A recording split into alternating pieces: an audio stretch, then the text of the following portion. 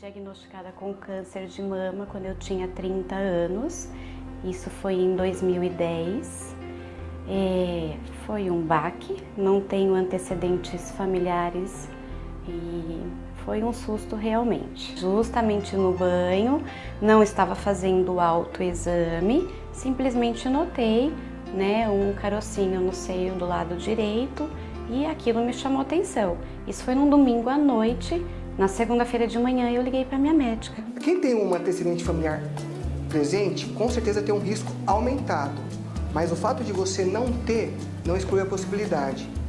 Tanto que dos casos que a gente acaba detectando, 80% mais ou menos são de mulheres que não têm histórico familiar nenhum para câncer de mama.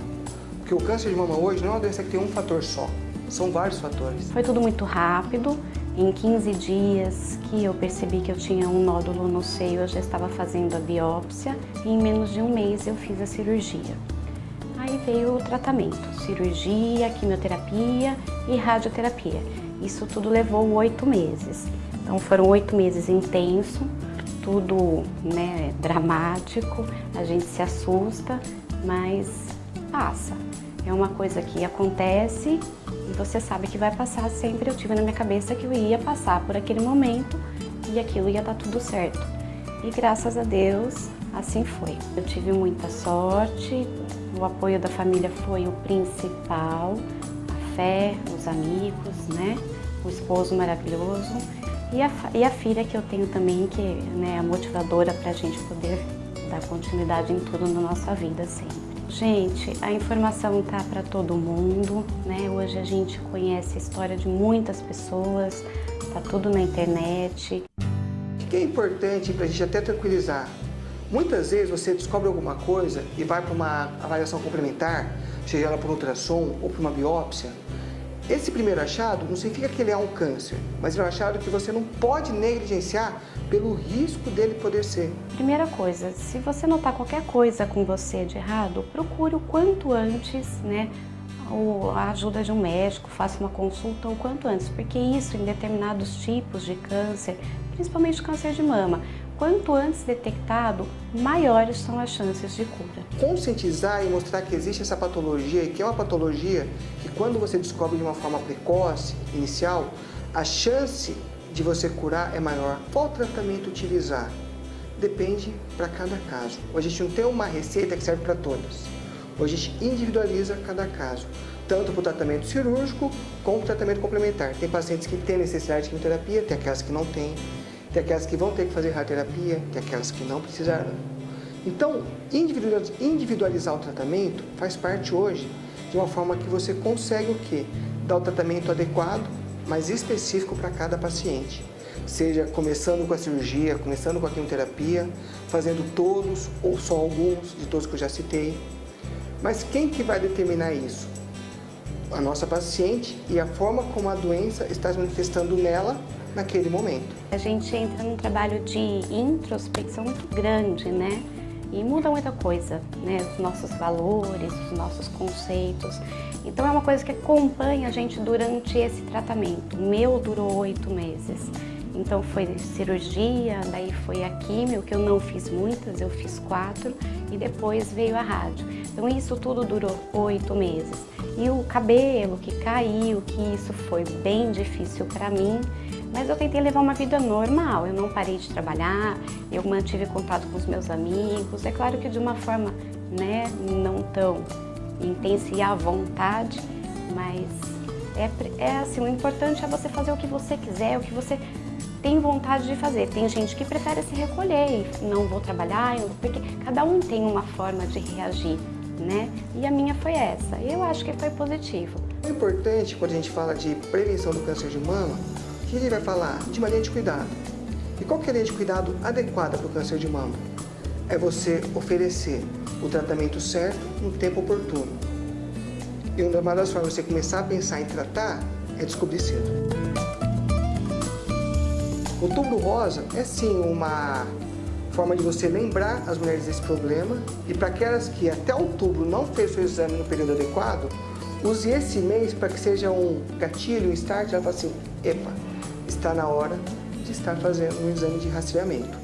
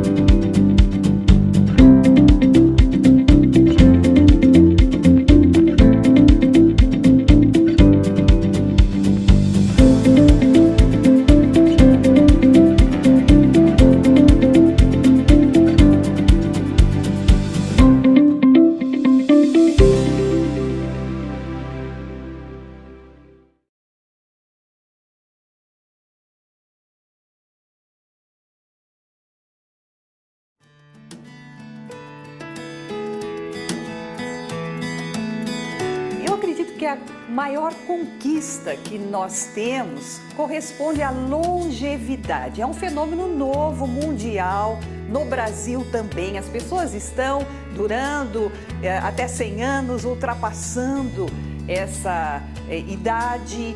A média de expectativa de vida também está aumentando, não é? Consideravelmente. Tudo isso graças aos avanços da medicina, da tecnologia.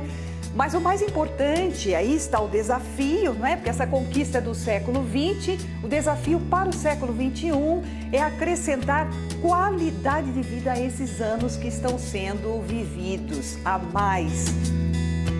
O Brasil está envelhecendo, é o 6º país mais envelhecido do mundo, o ritmo é vertiginoso, esse é um desafio muito grande. Se você comparar o idoso com o jovem, o idoso está em melhor condição. Você vê 80% dos idosos têm casa própria. 72% desses idosos são chefes de família e compartilham a sua residência com filhos, com netos. Então eles estão numa situação melhor do que os jovens recém-formados que ainda estão em busca do primeiro emprego. São conquistas. A longevidade traz esse desafio atrelado ao aumento da população idosa. 6º país mais envelhecido do mundo. A pirâmide já está invertendo. Há que se combater o preconceito, a discriminação e a violência física, psicológica de todas as ordens. Esse é um desafio muito sério que nós enfrentamos. O preconceito dos mais jovens em relação aos mais velhos já mudou muito. Você vê idosos participando, idosos que se fazem tomar na devida consideração, idosos que vão à luta, que se organizam, que têm os seus movimentos, não é? As suas organizações sociais, eles estão participando mais nas questões familiares, como cidadãos, conquistas. A imagem do idoso está mudando. Ele é mais presente, é mais atuante, mas ainda temos aquele idoso que precisa ser incluído na sociedade. Ele está à margem da sociedade, da família. E a família reproduz essa violência, por incrível que pareça. Então você vê que é um quadro ainda contraditório. Muitos avanços, muitas pessoas em situação que merecem cuidado, mas também nós temos grandes conquistas.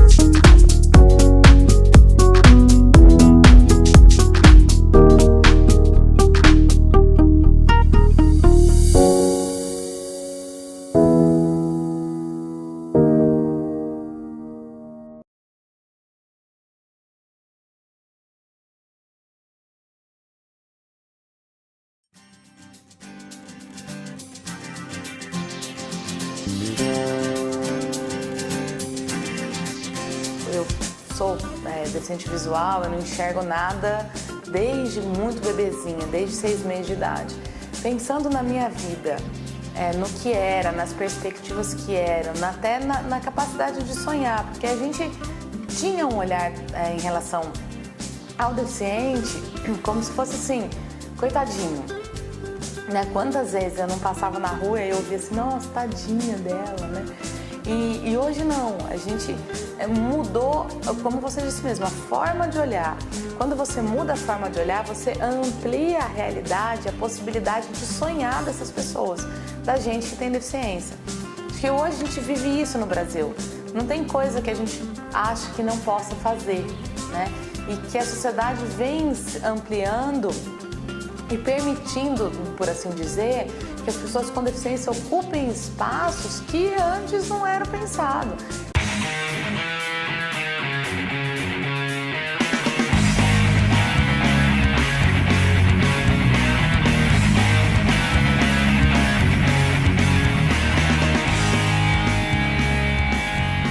Tem esportes, por exemplo, eu vi vôlei sentado, né? Quer dizer, você pode até jogar vôlei, você pode jogar basquete, você pode nadar. E isso tem sido algo muito bonito de ver. Eu nasci com uma formação genética, né? Aí eu amputei amputei o pé e desde então eu vim usando prótese. Aí na escola, com meus 14, com 15 anos, um professor de educação física começou a me passar algumas coisas no esporte, como vôlei, handebol, até o atletismo em si, desde corrida, salto em altura, e eu comecei a me interessar por aí. Aí dos 16 até meus 18 anos eu fiz o atletismo e competi com pessoas normais, né? Ainda não tinha o Paralímpico. Depois disso eu fiz vôlei, fiz handebol e conheci o jiu-jitsu, aos 21 anos de idade. A jiu-jitsu eu pratiquei até virar faixa preta, mais ou menos 10 anos de jiu-jitsu. Depois eu tenho mais 8 anos de faixa preta, fui professor de jiu-jitsu, aí eu parei tudo jiu-jitsu e comecei agora com o paratriatlo.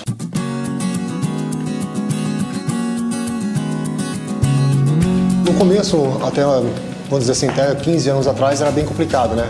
O pessoal olhava pra gente e falava assim, ai, tadinho, deixa ele participar, ai, tadinho, deixa ele fazer aquilo.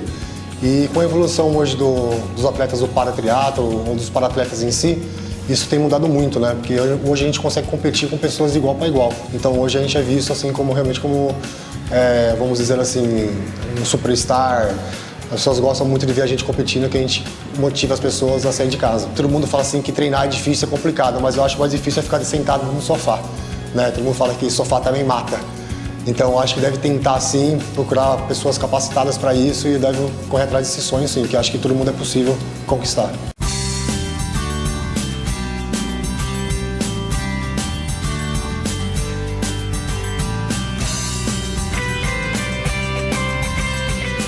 Essa mudança de olhar tem provocado na pessoa com deficiência uma capacidade maior de sonhar. Então, imagina, né?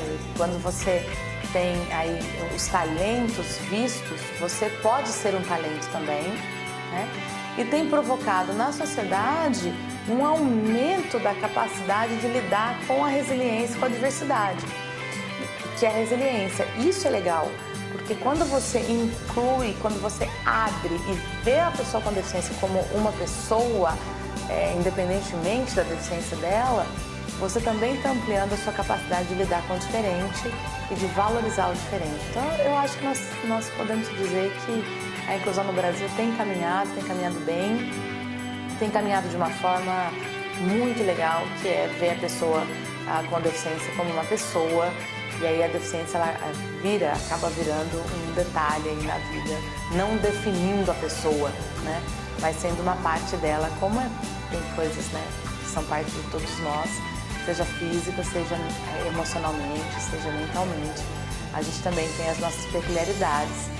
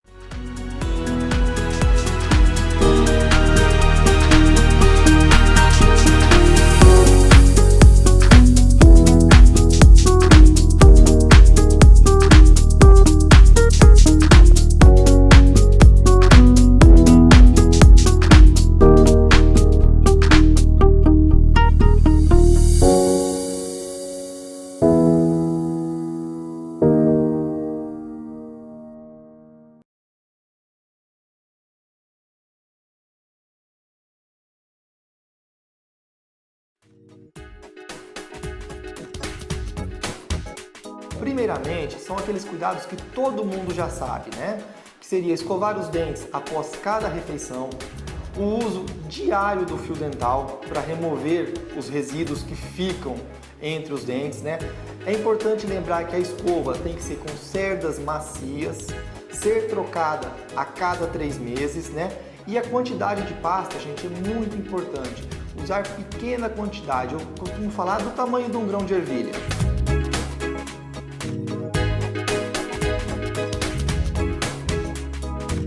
O importante não é a quantidade, tá? Então a pasta de dente, ela contém um pouquinho de produtos abrasivos, né? E o tamanho do grão de ervilha é o suficiente para fazer toda a higiene da boca.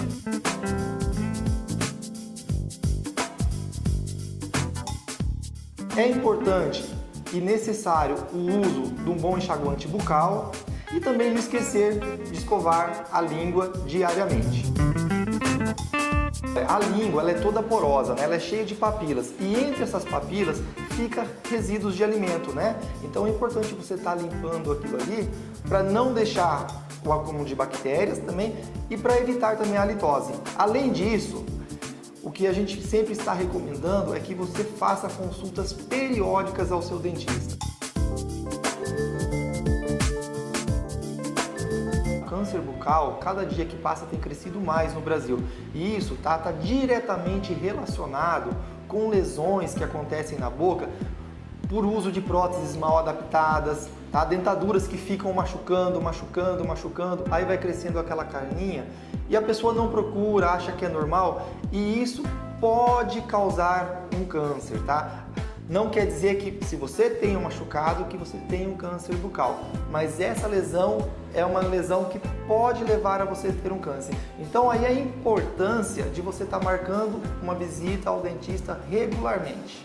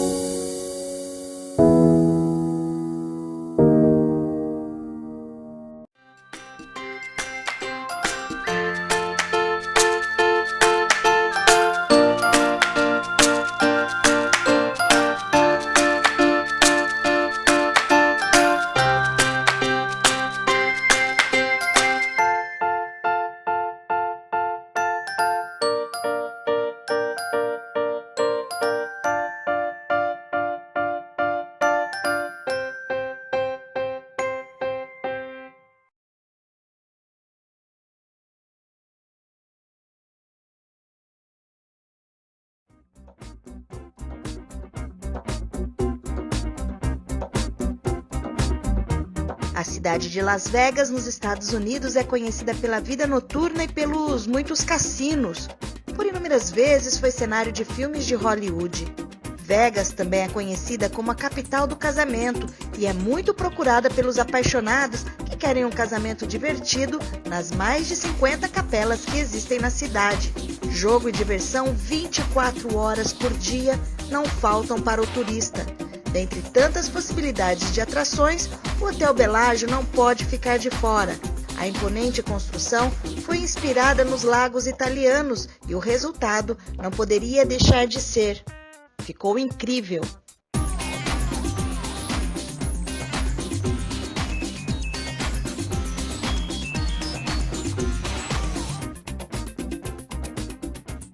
Todos os anos, o Bellagio atrai milhares de turistas com um espetacular show performático que envolve fontes do lago artificial numa inesquecível dança das águas, que tem como cenário a fachada do majestoso hotel.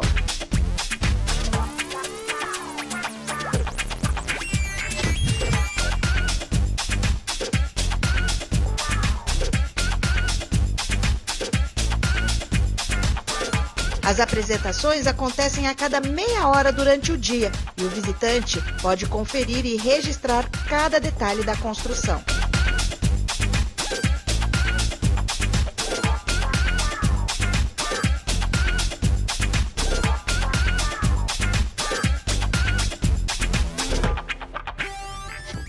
No período noturno, com todo o glamour das luzes, o show acontece a cada 15 minutos e hipnotiza crianças e adultos. Para a mágica acontecer e encantar os espectadores, 1.200 fontes compõem o corpo de dança e o brilho do espetáculo fica sob a responsabilidade de mais de 4.000 lâmpadas. A cada melodia, uma coreografia diferente.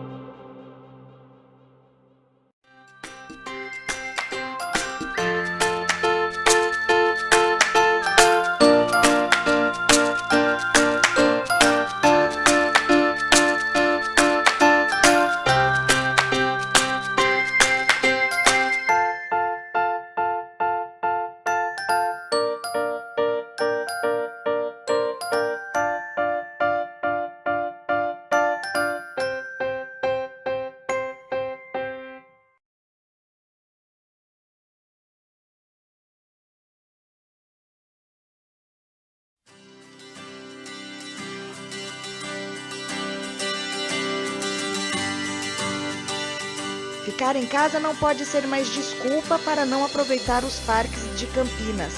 Com a chegada da primavera, termômetros subindo a temperatura, é hora de aproveitar o que a cidade tem e ainda por cima o que é melhor, totalmente de graça.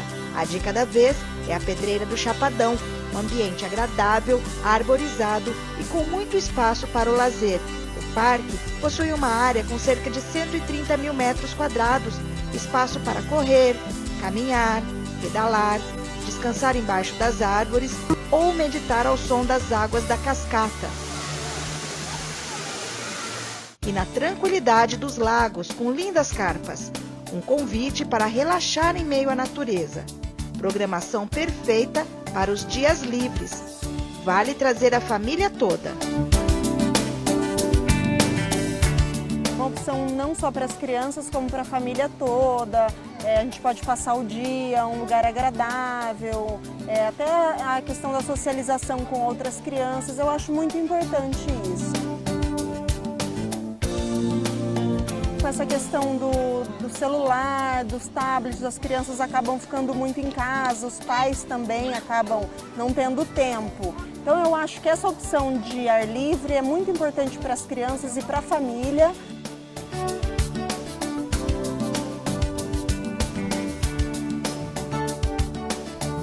A gente escolheu um parque para fazer a festa, primeiro porque é ao ar livre, tá?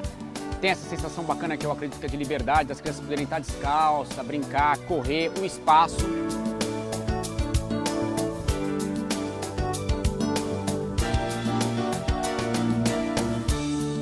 Você faz as comidinhas em casa, fica super simpático e o pessoal gosta, além de ser um ambiente super saudável. Eu achei que uma coisa mais rústica mesmo, uma coisa mais piquenique. Foi essa a minha ideia, facilitou bastante.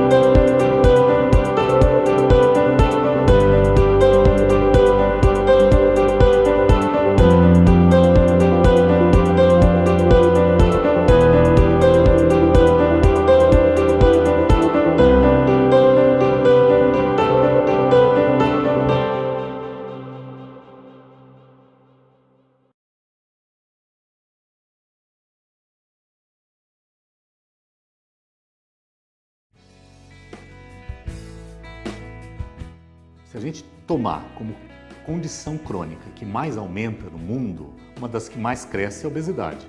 E no Brasil a obesidade cresce demais. Então nós tínhamos alguns anos atrás algo como 12% da população com sobrepeso. Sobrepeso a gente quer dizer com peso acima do que deveria. Hoje isso chegou em 25%. Quando a gente fala obesidade e doença, traz um pouco de confusão.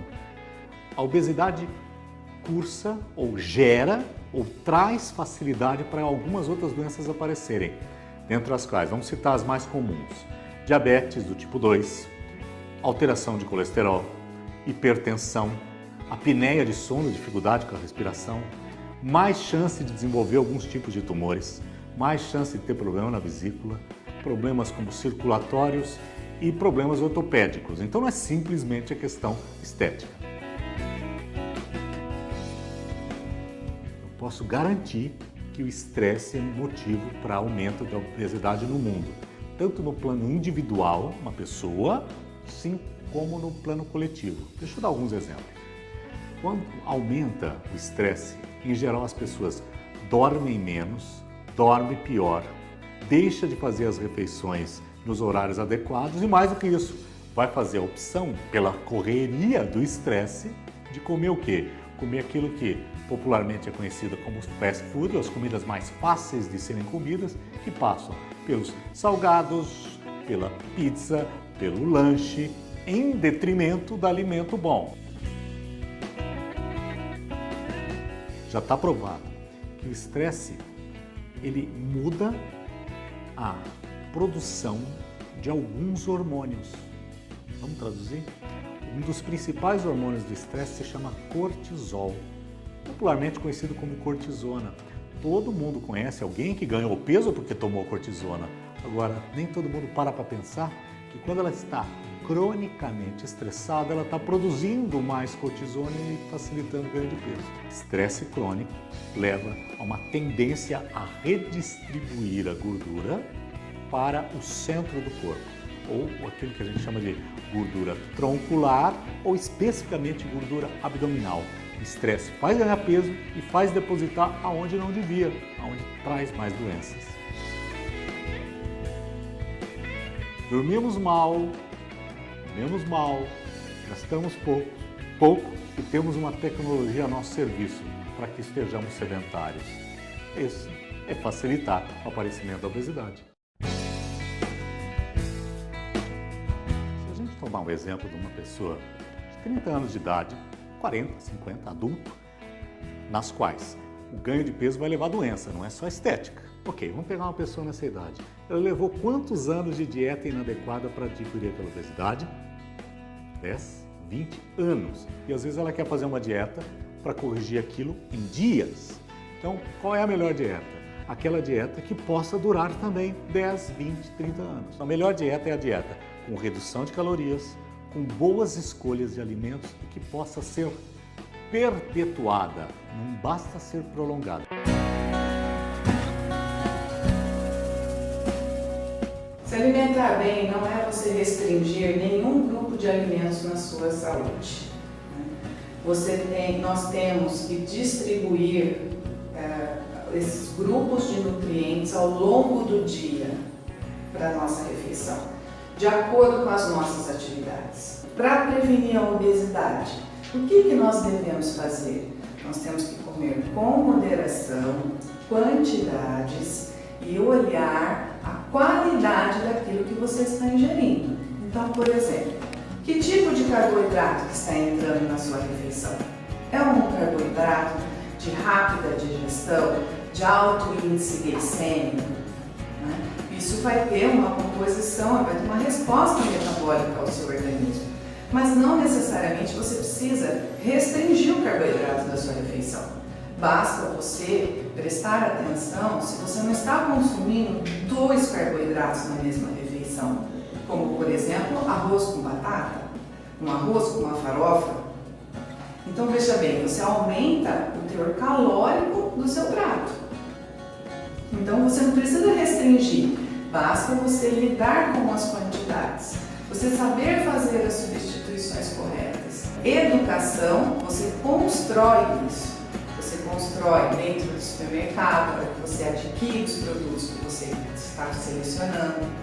A hora que você está fazendo a sua compra semanal de verduras e legumes que você leva para sua casa, incluindo a questão do tipo de carne que você está consumindo.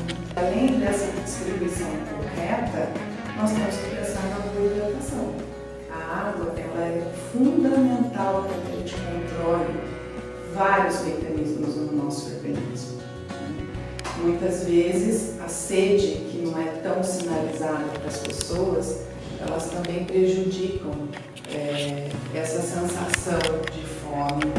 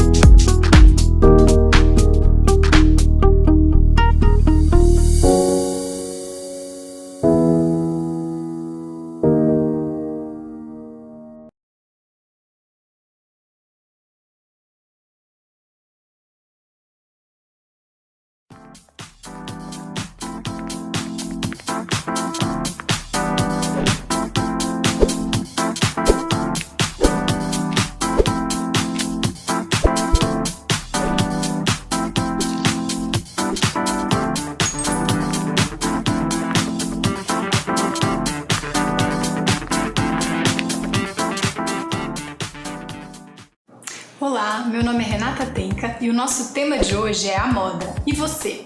É isso mesmo, vamos começar com uma pergunta, pois nos outros episódios falamos muito de tendências e dicas de moda, mas hoje a gente quer ajudar você a fazer as suas escolhas. O que te valoriza mais, valoriza o seu corpo, o seu estilo, diante de tantas informações que recebemos das redes sociais, das revistas e dos desfiles de moda.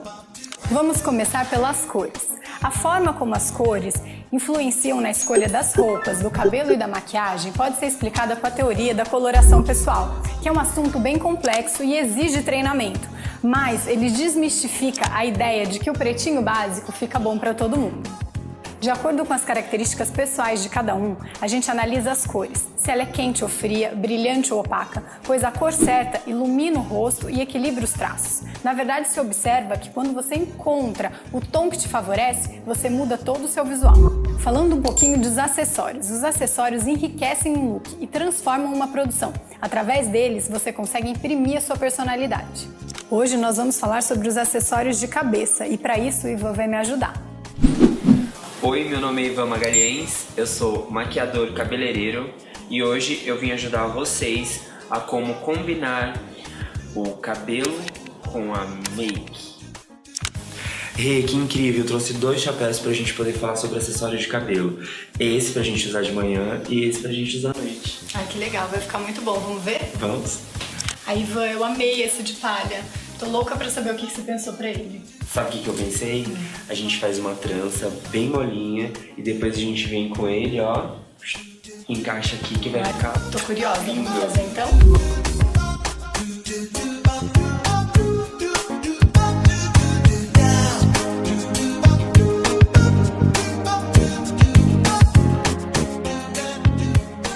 Gente, eu fiz justamente a trança pra gente poder diminuir um pouco o volume. Deixei os fios mais soltos na frente pra gente realçar toda essa linha do rosto da Rê. Eu achei muito legal e eu percebi que você usou não só o chapéu como acessório, né, Ivan? A trança passou a ser um acessório também. Acho que a gente podia falar um pouquinho sobre isso. Quando o penteado começa a virar um acessório e transforma o look. Eu indicaria para as meninas que têm o rosto redondo, coque mais baixo. Para as meninas que têm testa um pouco mais larga, nariz um pouco mais avantajado, soltar alguns fios aqui na frente, que isso disfarça bastante. E, por exemplo, você, Rê, que tem um rosto mais fininho, eu acho que fica incrível aquele coque bem alto aqui em cima, no topo da cabeça. Ah, eu ia te perguntar uma dica, porque eu gosto muito de usar aquele meio coque, sabe? Que tá usando pra caramba. Incrível esse meio coque. Mas essas dicas foram boas. E muito fácil de fazer, né? Para as ruivas, o batom opaco marrom e sombra dourada. Para as morenas, batom vinho e sombra marrom. Para a loira, batom vermelho e o delineado preto. Há sempre uma cor, um tecido e um modelo de roupa adequado a cada tipo físico. Por isso é tão importante você conhecer o seu corpo para se beneficiar nas escolhas dos seus looks. O segredo é esconder os defeitos e ressaltar as qualidades de cada um. Existe o corpo retângulo, que são aquelas mulheres onde o ombro, a cintura e o quadril estão na mesma medida. E a dica é sempre usar um cinto ou uma faixa marcando e fazendo uma cintura. As mulheres com um corpo tipo oval devem explorar as pernas e abusar dos decotes e chamar atenção para o colo.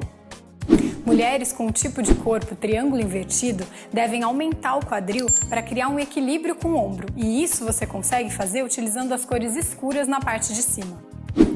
O corpo triângulo é o tipo físico bastante comum entre as brasileiras, e essas mulheres devem usar e abusar das saias e dos vestidos evasê, pois o truque é diminuir visualmente o quadril. O importante, então, é você conhecer o seu gosto e o seu corpo, formando um DNA seu e não da marca, criando assim a sua identidade pessoal.